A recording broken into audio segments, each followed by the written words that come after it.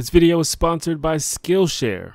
The second most viewed video on this channel is a video I released 4 years ago called WTF is Cultural Appropriation. A few years after release, I changed the title to Should White People Have Dreadlocks in all caps because, you know, clickbait. What do you think about white people with dreadlocks? Not even kidding, I get asked that like twice a week. Now for the longest time I wondered why anyone thought I would give a shit what other people do with their hair. And I really still don't give a shit what people do with their hair. But eventually I learned that a lot of these people were actually asking me about this thing known as cultural appropriation. Man, I miss those wild jump cuts. He says as if he doesn't still use jump cuts. Hi, I'm T1J. Follow me. So that cultural appropriation video from 2014 has always left me a little ambivalent. While I still agree with much of it, it's far too short to really expose much of the nuance that's usually necessary for complicated topics like this. Holy shit, this video is less than 5 minutes long. Those were the days. In that video, I largely dismissed most accusations of cultural appropriation as confusing or silly, while at the same time acknowledging that it's important for people to be sensitive to the history of disadvantaged groups. But the main takeaway of that video, I would say, is the line that I repeated several times. You're allowed to like stuff. You're allowed to like stuff. You're allowed to like stuff. But of course, it's more complicated than that. My channel used to be basically just a place where I vomited thoughts onto the internet with no real rhyme or reason behind it. But these days I try to be a little more mindful about what ideas I express and how I express them. Even if there's something I fully believe, I try to think about how the audience might perceive or interpret my argument. And it's also fair to say that my views and perspectives have evolved over time, as you would imagine. It is very important to me not to inspire people towards ideas that I find to be toxic or harmful. Even if I don't intend to spread bad ideas, I believe being a responsible creator involves consideration of how your ideas might be interpreted or misinterpreted. Especially as a black dude, I don't ever want to be perceived as giving people permission to be racially insensitive. And the best way that I've come up with to avoid that sort of thing, besides avoiding certain topics outright, which I do in some cases, is to provide contextualized arguments in anticipation of these perceptions. And I definitely didn't do that in 2014. So let's try it now. And I know that there are hundreds and thousands of videos and articles on this topic already.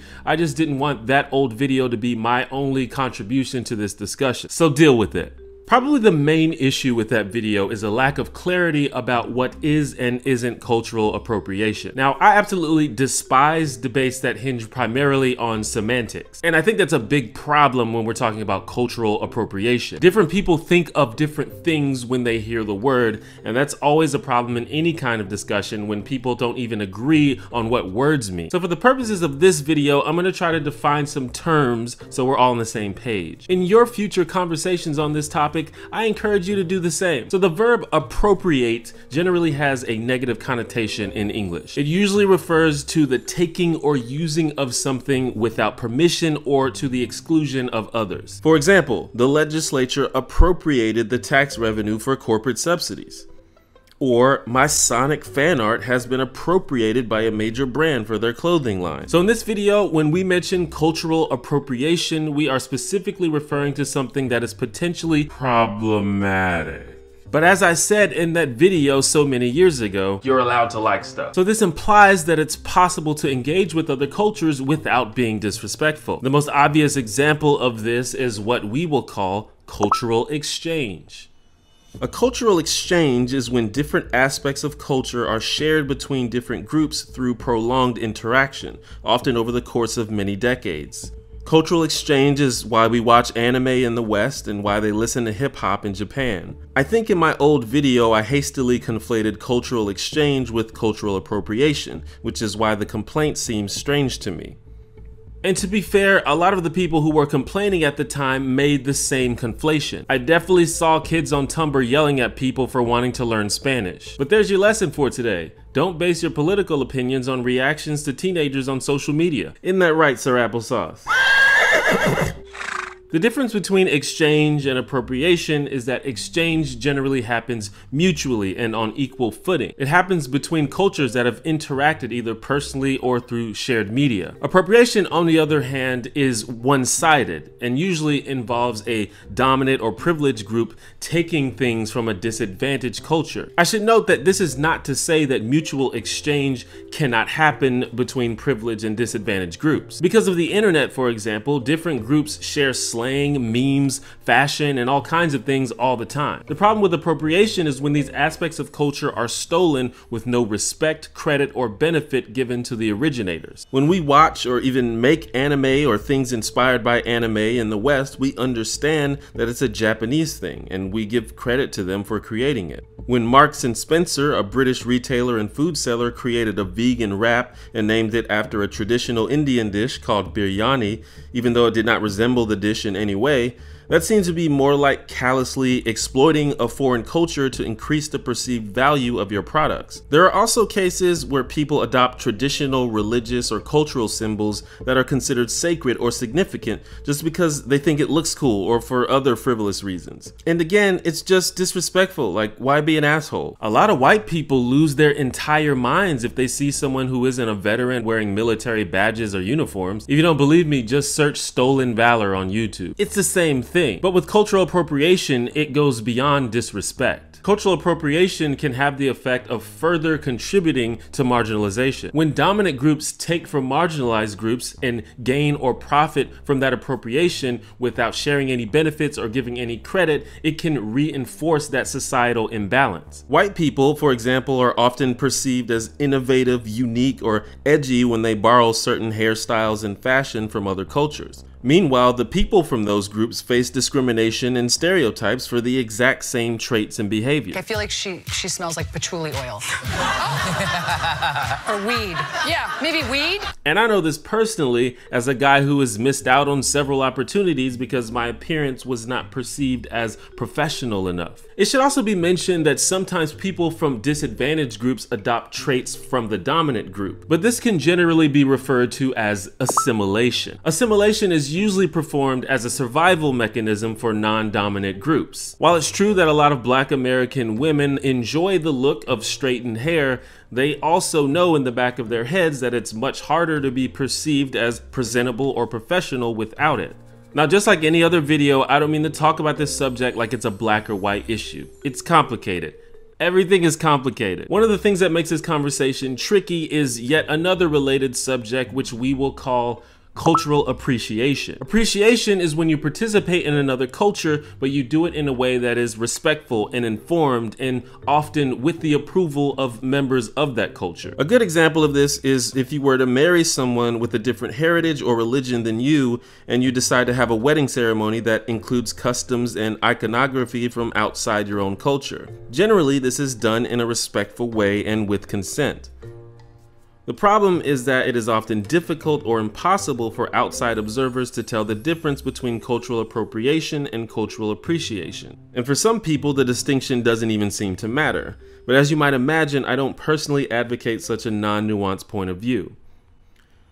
Earlier in the video, I shared an image of supermodel Karlie Kloss wearing a Native American war bonnet as an example of disrespectful cultural appropriation. But Brazilian designer Oscar Metsava did something similar when creating a fashion line inspired by the Ashaninka, an indigenous tribe in South America. The difference here is that Metsava collaborated with actual representatives of the community and even paid royalties to the tribe. For some, this may still not be enough, but to me this is a huge step up from wearing a war bonnet and an animal print bikini just to be edgy. In my old video, which again was made in 2014 when Miley Cyrus was still doing stuff like this, I argue that Miley probably just likes hip-hop and hip-hop culture, which is fine. But just a couple years later, it seemed like she decided to drop her association with the culture as if it were a bad habit, which casts suspicion on her supposed appreciation, and provides an example of borrowing from a culture, profiting from it, and then simply casting it aside. 23 is still a banger though, I don't care what anybody says.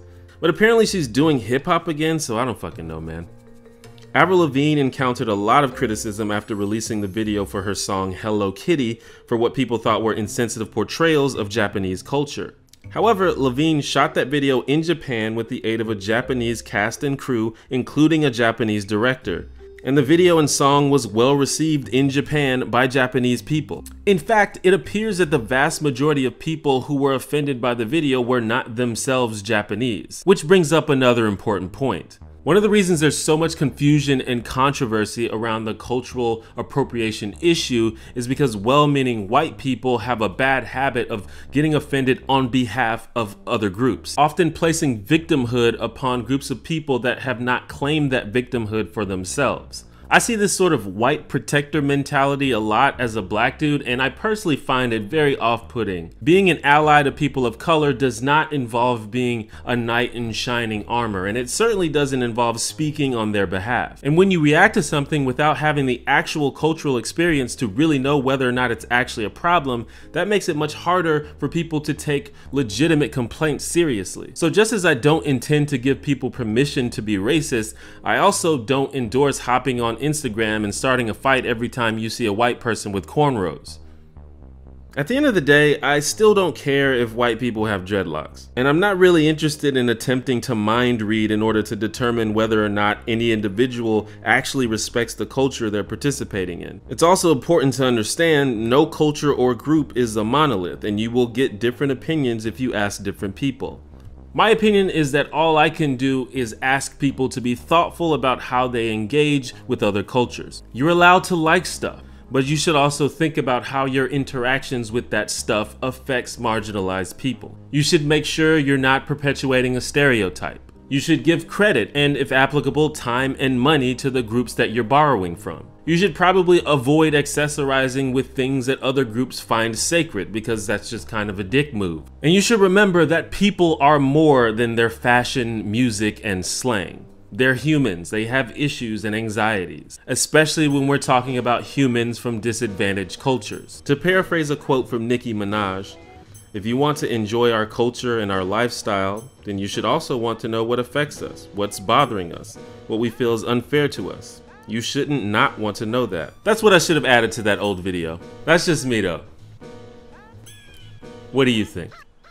Thanks for watching, and thanks to Skillshare for sponsoring this video. Skillshare is an online learning community for creators with more than 25,000 classes in design, business, music, illustration, and much more. It's the perfect place to improve your skills or learn new ones, and with a premium membership, you get unlimited access to the vast collection of high-quality classes. Personally, I've been working on my writing so I can take my video scripts to the next level and make even better content for you guys. So I checked out a creative nonfiction class from the great essayist Roxane Gay. It was extremely valuable to me. I even typed out a bunch of notes. And there's so much more to explore. An annual subscription to Skillshare is less than $10 a month, so it's pretty affordable. But Skillshare has allowed me to give 2 months free to the first 500 of you that step up to the plate. To sign up, simply click the link in the description below, and the first 500 of you will get 2 months of unlimited access to thousands of classes for free. And remember, by supporting sponsors like Skillshare, you not only get access to a great service,